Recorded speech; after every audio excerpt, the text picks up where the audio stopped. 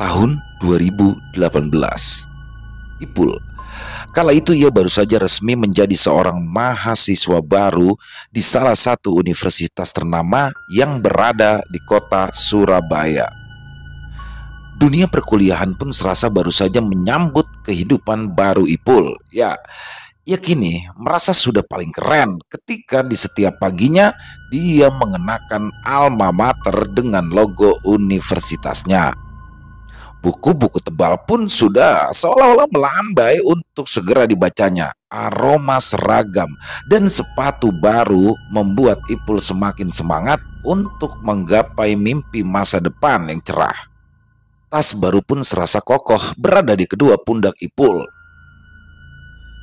Hingga tak terasa 4 bulan menyandang sebagai mahasiswa semester pertama, Ipul pun sudah berani mendekati seorang ukhti dari kelas sebelah. Di mana sejak pertama kali ospek, Ipul mengaku sudah mencintai wanita itu.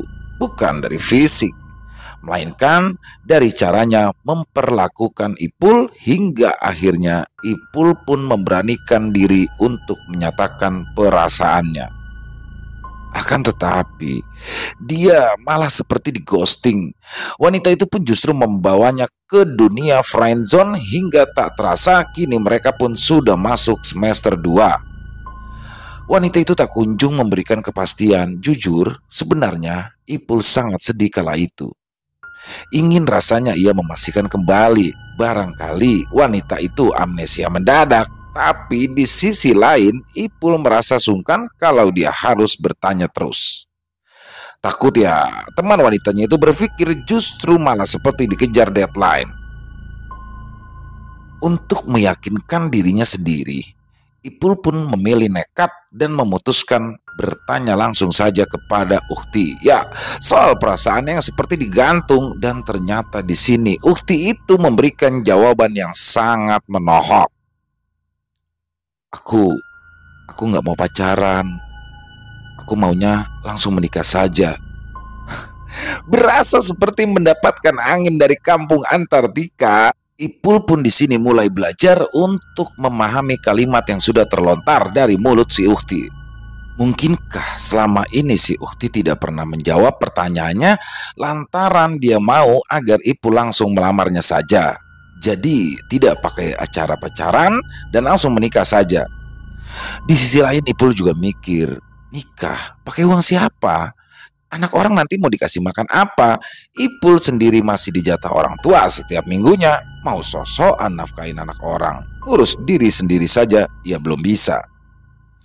Dua kali Ipul bertanya dan si ukhti ini juga memberi jawaban yang sama. Artinya Ipul memang diminta agar lebih bekerja keras lagi dan bahunya agar lebih kuat.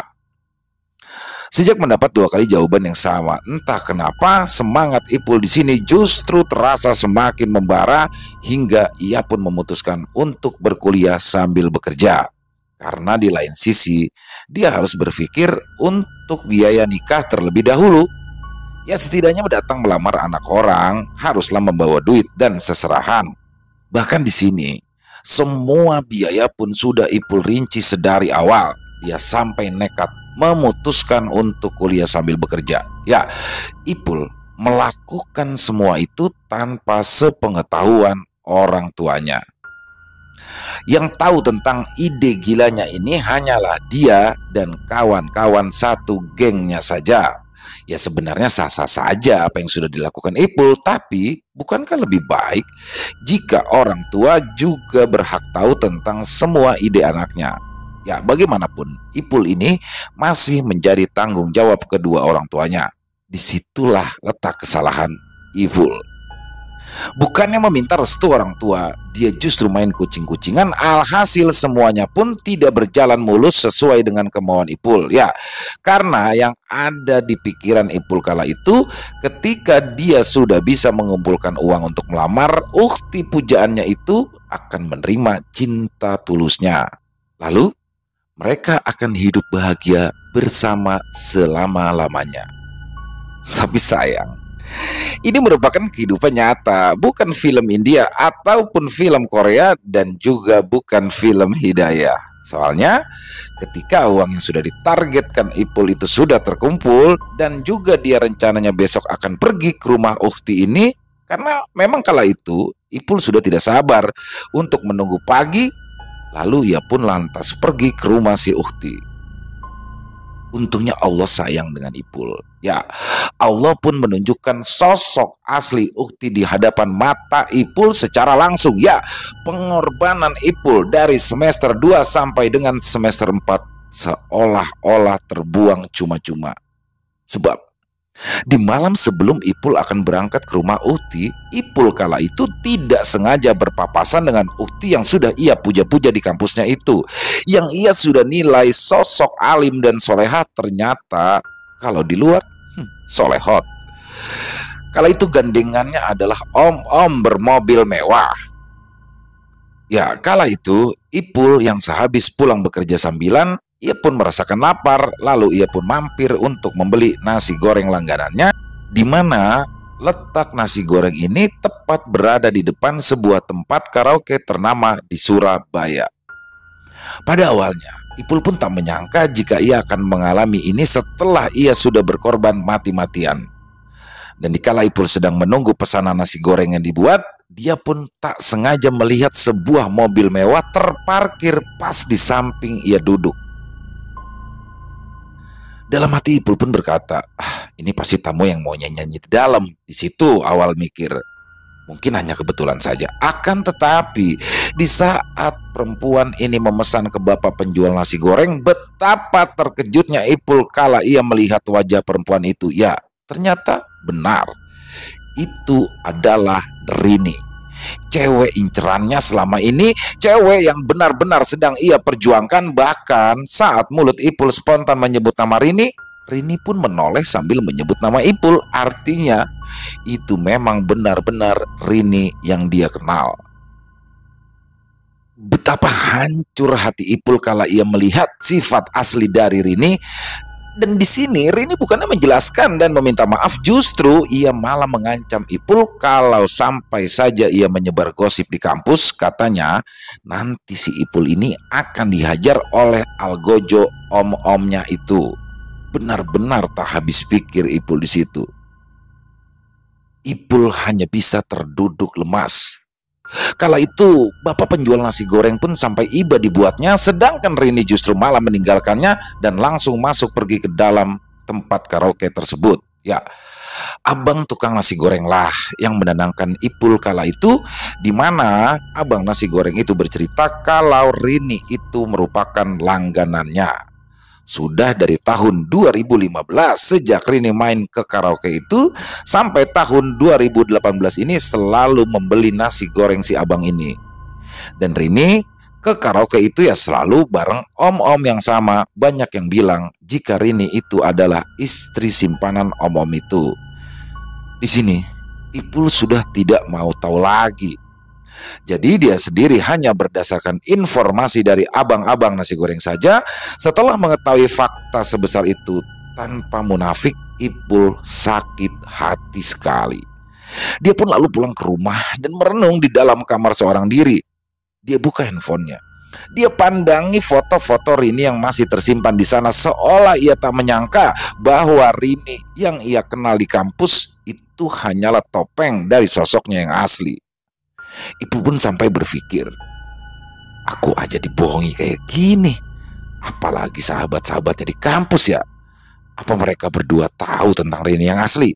Atau justru dibohongi juga? Atau jangan-jangan mereka semua sama? Ya, Rini ini di kampus mempunyai sahabat yang dekat sekali dengannya, dan kemana-mana pun akan pergi bareng dan pernah terlihat memakai barang-barang yang sama. Dua sahabat Rini ini bernama Lia dan Tina. Sebenarnya Ipul ingin bertanya kepada mereka, tapi setelah dipikir-pikir, ya buat apa dia bertanya? Lebih baik ini Ipul fokus dengan dirinya sendiri. Dia pun tidak bisa harus terus-menerus larut dalam kesedihan seperti ini. Dan dikala Ipul sedang asik scroll status WA teman-temannya, Ipul pun di sini membaca ada status WA dari temannya yang sesama pendaki, di mana temannya itu menulis status 1 tiket solo hiking nganggur daripada nganggur pakai aja bos, sayang. Free Argopuro via Badran. Ya, setelah membaca status WA itu, entah kenapa Ipul sangat tertarik. Bergegaslah dia chat temannya dan minta tolong supaya temannya yang urus semua. Dia hanya tinggal terima jadi, lalu pergi mendaki. Agak egois kesannya. Ya, tapi apa boleh buat? Pikiran Ipul kala itu memang sedang kacau. Dan alhamdulillah temannya pun setuju-setuju saja. Alasan temannya menjual kembali tiket itu lantaran ada kerjaan penting mendadak. Makanya tiket itu akhirnya diambil oleh Ipul. Ya, lantas uang yang selama ini sudah ia kumpulkan, dia putuskan untuk dijadikan modal saat dia akan pergi mendaki seorang diri, sekaligus membeli beberapa peralatan yang belum dia punya. Singkat cerita, komplitlah semua yang sudah dibutuhkan Ipul dan tibalah hari H dan dia akan berangkat mendaki. Ipul berangkat dari Surabaya jam 5.30 pagi menggunakan bus jurusan Probolinggo dan memakan waktu perjalanan kurang lebih 2 jam. Dari terminal Probolinggo, Ipul pun naik bis kecil untuk menuju ke Besuki. Perjalanannya pun kurang lebih 1,5 jam dan dia lanjut naik ojek untuk menuju ke base camp. Ipul pun baru start pendakian itu sekitar jam 11 siang dari pos Badran sampai Cikasur. Ya, diputuskan untuk naik ojek dengan membayar kurang lebih 300.000 pada waktu itu, entah sekarang. Dan karena posisi dia hanya sendiri dan hari kala itu sudah mulai siang, bisa-bisa kalau jalan kaki membutuhkan waktu 1,5 hari, bahkan bisa saja lebih. Meskipun Ipul bukan anak pendaki, tapi kalau medannya seperti ini dan ada solusi untuk mempermudah perjalanan, ya kenapa nggak diambil? Jelas diambil lah. Tapi ingat, sebelum mendaki usahakan semua kebutuhanmu sesuai dengan isi dompet. Kita kembali ke kisah. Akhirnya Ipul pun memutuskan untuk naik ojek sampai dengan Cikasur dengan biaya yang sedemikian jumlahnya. Langit pun makin lama mulai makin gelap. Tak terasa sudah hampir jam 9 malam, Ipul baru tiba di Cikasur. Di situ, dia pun masih harus melanjutkan perjalanan selama kurang lebih 4 jam lagi untuk segera tiba di Rawa Embik. Karena Ipul berencana untuk ngecamp di sana. Untungnya saat turun di Cikasur, Ipul bertemu dengan rombongan pendaki 3 orang dari Jakarta. Semuanya cowok dan baik-baik sekali. Masya Allah. Ipul pun lalu memutuskan untuk melanjutkan pendakian bersama mereka. Jadi sekarang totalnya adalah 4 orang karena ketambahan Ipul. Jalanlah mereka di tengah kesunyian malam itu. Dan untuk menghilangkan rasa kantuk dan juga rasa takut, mereka pun akhirnya memilih bertukar cerita satu sama lain sambil terus berjalan. Perjalanan mereka di sini juga tidak terlalu terburu-buru, ya hanya jalan normal biasa. Yang penting sampai Rawa Embik dengan selamat. Hingga sampai tak terasa 4 jam pun berlalu dan kini sudah sekitar pukul 1 dini hari. Alhamdulillah mereka semua sampai Rawa Embik dengan selamat. Lalu mereka pun mulai menggelar tenda. 3 pendaki ini ternyata tidur di dalam satu tenda, sedangkan Ipul tidur sendirian di dalam tendanya. Setelah tenda digelar, semua orang pun memutuskan untuk duduk-duduk di depan tenda sambil makan karena rencananya mereka akan melanjutkan pendakian sampai puncak di jam 4 subuh. So far, malam pertama tidak ada yang aneh dalam pendakian Ipul. Semua berjalan lancar seperti biasa hingga tak terasa sudah jam 4 subuh. Mereka berempat pun langsung menyiapkan segala keperluan untuk segera sampai di puncak. Dan setelah siap semua, barulah mereka pun melanjutkan pendakian bersama-sama. Agenda mereka baru turun besok karena malam itu mereka masih ada agenda untuk ngecamp. Semalam di Rawa Embik, rencana trek mereka turun itu lewat Bremi, bukan Baderan. Ya, semua pun setuju dan perjalanan kembali dilanjutkan. 1 jam perjalanan, mereka pun kini tiba di puncak Rengganis. Entah kenapa, di sini Ipul mulai merasakan rasa yang kurang nyaman. Saat itu masih sekitar pukul 5 pagi, malam kedua.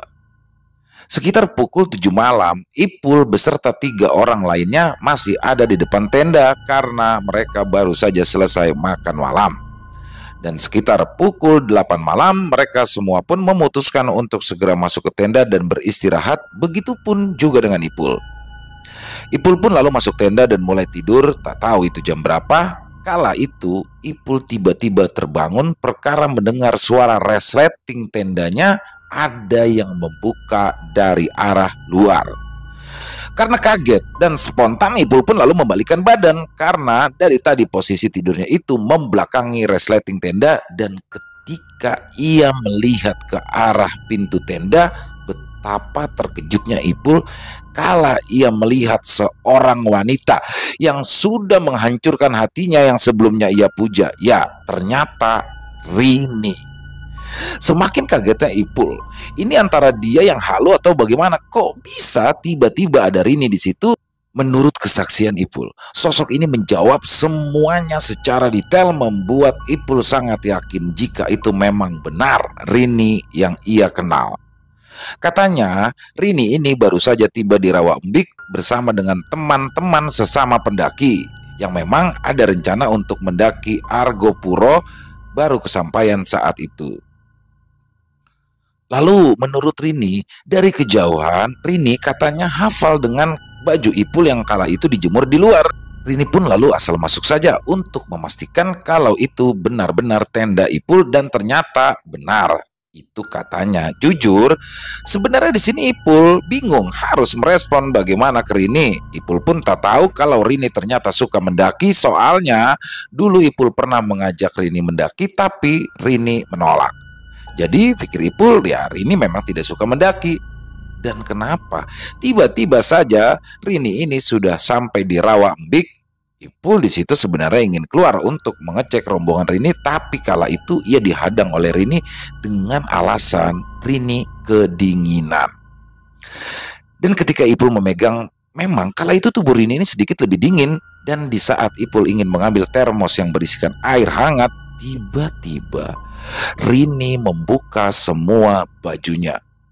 Ipul pun sampai kaget ketika melihat Rini yang kala itu sudah dalam keadaan tanpa sehelai benang pun di depannya. Badan Ipul kala itu bergetar melihat pemandangan yang ada tepat di hadapannya itu. Ya, posisi mereka masih ada di atas gunung.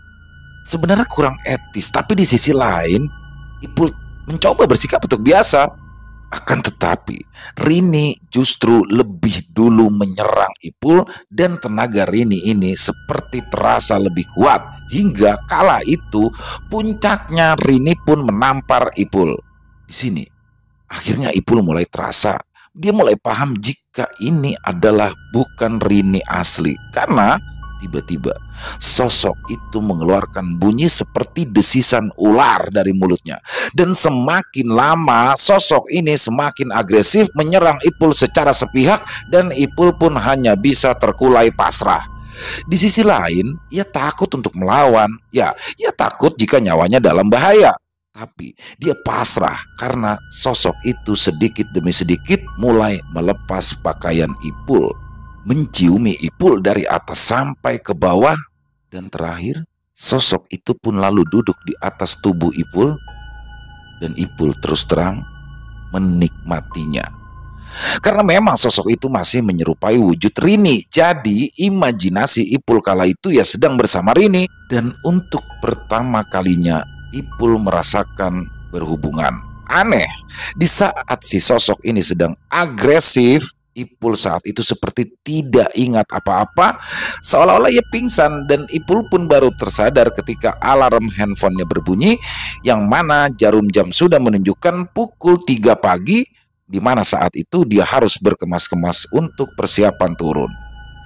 Di saat ia terbangun, tubuhnya saat itu kedinginan. Buru-burulah ia memakai baju hangat karena banyak sekali cairan terciprat di mana-mana. Kala itu Ipul pun segera membersihkan cairan itu dengan tisu basah yang untungnya dia bawa, dan baru setelah itu ia pun lalu keluar tenda. Dan saat dia keluar tenda hendak menghampiri ketiga pendaki yang bersamanya dari awal, dan betapa terkejutnya Ipul kala itu, di mana dia tidak mendapati ada satu tenda lagi selain tendanya. Ya, lantas tenda tiga pendaki yang sudah bersamanya dari hari pertama itu kemana? Kalau sosok yang menyerupai Rini, ya dia sudah paham jika itu bukan Rini yang asli. Yang jadi pertanyaan dia adalah si tiga pendaki itu, karena tidak ada jejak mereka lagi di sekitaran situ. Kala itu perasaan Ipul sudah tidak enak. Dia pun lalu memutuskan untuk terjaga di depan tenda sambil membuat segelas teh panas. Otaknya terus berputar. Sebenarnya ada apa? Kenapa bisa sampai seperti ini? Hingga tak terasa matahari pun terbit. Ya, langit pun sudah terang kembali dan masih belum juga muncul tanda-tanda ketiga pendaki tersebut. Lalu di sini Ipul pun teringat foto-foto mereka yang ada di ponsel. Ya, foto-fotonya masih ada, tapi aneh. Yang ada di dalam foto itu hanyalah Ipul seorang. Dan pertanyaannya, yang fotoin Ipul ini siapa? Jika seumpama mereka bukan manusia, wallahu alam. Ipul pun lalu memutuskan untuk berkemas, lalu akan turun sendiri lewat Bremi. Dikala ia sedang berkemas, ia pun melihat ada banyak sekali pendaki yang datang, mungkin 10 orang cowok cewek. Tapi di sini Ipul masih trauma. Ya, ia takut jika para pendaki itu bukan manusia juga. Seperti 3 pendaki yang sudah menemaninya dari hari pertama. Ya, semacam Ipul menjadi parno seperti itu. Dan setelah selesai berkemas, Ipul pun lalu berpamitan kepada rombongan para pendaki itu lalu turun. Alhamdulillah, Ipul pun akhirnya sampai dengan pos Bremi dan sore hari lanjut pulang ke Surabaya. Ia pun sampai di Surabaya malam dan selamat pulang sampai di rumah meskipun ada banyak sekali pertanyaan-pertanyaan di benak Ipul. Terkait pengalaman-pengalamannya sewaktu solo hiking di Argopuro via Baderan, baginya ya cukup menjadi kenangan yang tidak mungkin ia lupakan dan tambahan cerita dalam sejarah pendakian yang sudah ia lakukan. Mungkin di sini pelajaran yang bisa kita ambil adalah perkuatlah iman, selebihnya kita tidak bisa bilang apa-apa. Dan bertemu dengan 3 pendaki misterius itu ya mungkin pertanda baik, karena pada jatuhnya mereka sudah menjaga dan menemani ketika selama ada di Argopuro hingga Ipul pun tidak kesepian. Terlepas manusia atau bukan, ambil saja positifnya dan buang negatifnya. Dan jika mengenai sosok Rini yang sudah bersama dengan Ipul di dalam tenda, walau alam tidak ada yang tahu. Bahkan Ipul pun sampai saat ini tidak tahu sosok apakah itu sebenarnya. Selesai. Wow, luar biasa. Kisah pembukaannya tuh kuliah, berpacaran, lalu akhirnya hiking ya. Jadi ini kisah yang unik ya, kisah yang unik dan jujur saya suka dengan kisah-kisah seperti ini. Banyak sekali hikmah juga yang bisa kita ambil dari kisah yang barusan dibawakan. Yang pertama ya, kejelasan dalam suatu hubungan ya, itu sangat diperlukan. Dan ya, ketika Ipul berjuang mati-matian, kuliah sambil bekerja, ya Ipul nggak tahu yang sedang dia perjuangkan apa gitu loh. Jadi ya dia tahu yang dia perjuangkan apa, tapi belum ada kepastian dari situ. Jadi Rini hanya bilang ya aku nggak mau pacaran, maunya langsung menikah. Tapi kan bukan menikah sama Ipul, dia nggak bilang aku mau menikah sama kamu, Bu. Jadi ya intinya sebagai baik laki-laki ataupun perempuan harus ada kejelasan dalam menjalani satu hubungan. Dan harus ada kejelasan dalam hal yang sedang kita perjuangkan agar perjuangan kita tidak sia-sia. Mungkin itu sih salah satu hikmahnya. Dan jika berbicara sosok pendaki, saya setuju ya dari kisah dari Mbak Desi tadi, pendapatnya sendiri. Ketiga orang yang sudah menemani, ketiga pendaki yang sudah menemani Ipul itu, terlepas dari dia manusia atau bukan ya, ambil positif saja, dia sudah menjaga Ipul, menemani, tidak kesepian. Jadi ya ambil positifnya aja. Dan jika sosok Rini ya sekali lagi ini agak tergelitik ya. Jadi dia menikmatinya, intinya Ipul itu dalam malam itu ya, karena sosoknya berupa Rini, dia menikmatinya. Tapi ya ini mirip sebenarnya kayak Bu Asi, cerita Bu Asi ya. Tapi ini hanya berjalan 1 malam dan setelah itu selesai. Ya untuk Ipul mungkin lebih banyak mendekatkan diri lagi ya kepada Sang Pencipta, karena labil habis diputusin naik gunung. Aduh, kalau bisa jangan deh, jangan begitu. Kalau lagi labil jangan naik gunung. Emang kebanyakan orang kan, termasuk saya juga pernah sih ketika sedang down gitu, naik gunung buat nguatin hati. Tapi sebenarnya memang harusnya ketika kita untuk menaiki satu gunung, apapun gunung itu ya, jadi jangan mengkotak-kotakan gunung. Oh gunung ini pendek, gunung ini tinggi, gunung ini angker, gunung ini enggak. Jangan. Semua gunung itu sama. Jangan mengkotak-kotakan, karena orang yang mampu naik di gunung yang paling angker dan paling tinggi, ketika naik di gunung yang lebih landai dan aman, ternyata dia malah jatuh di gunung yang landai ini. Jadi jangan mengkotak-kotakan, dan naiklah gunung ketika kondisi mental kita dan kondisi fisik kita bagus ya. Itu sih mungkin sedikit saran dari saya. Dan ya, yang punya komentar lain silakan bisa tulis di kolom komentar, atau hanya sekedar saling menyapa silakan. Insya Allah kami akan membalasnya satu persatu. Dan buat yang suka dengan videonya silakan bisa di-share link video ini ke teman-temannya, ataupun diklik juga tombol jempolnya, tombol like-nya. Buat yang belum subscribe, jangan lupa teman-teman, yuk diklik tombol subscribe-nya channel Ilo Bercerita ini. Jangan lupa dinyalakan lonceng notifikasinya agar teman-teman mendapatkan notifikasi dari konten-konten yang akan kami upload selanjutnya. Dan mungkin buat teman-teman yang punya kisah horor ya, bertemakan horor misteri, pengalaman pribadi berdasarkan kisah nyata, silakan bisa dikirimkan ke nomor telepon kami yang ada di 087845094752. Kami ulangi, 087845094752. Ya, dan buat yang sudah mengirimkan kisah tapi belum kami bawakan, harap bersabar ya, karena memang ada proses penggarapan dulu, ada ya, kita resapi dulu kisahnya biar dapat, baru kita garap. Jadi mohon bersabar, mohon waktu. Insya Allah kami akan membawakannya satu persatu. Dan buat Mbak Desi Prayogo, terima kasih, kisahnya luar biasa. Narsumnya Ipul juga luar biasa, terima kasih atas kisahnya. Ditunggu lagi kisah-kisahnya yang menarik, dan semoga juga Mbak Desi lebih sukses lagi dalam segala hal. Dan di akhir kata, saya Ilo mengucapkan permohonan maaf apabila ada kata-kata saya yang salah. Apabila ada kata-kata saya yang mungkin kurang berkenan dalam pembawaan kisahnya tadi, saya mohon dibukakan pintu maaf yang seluas-luasnya, karena saya hanyalah manusia biasa, tempatnya salah dan dosa. Dan sampai jumpa lagi di konten-konten kami selanjutnya, yang pasti tidak kalah serunya, yang pasti tidak kalah horor, yang masih bersama saya Ilo di Ilo Bercerita. Salam sehat, sukses selalu untuk kita semua. Amin amin ya robbal alamin. Wassalamualaikum warahmatullahi wabarakatuh.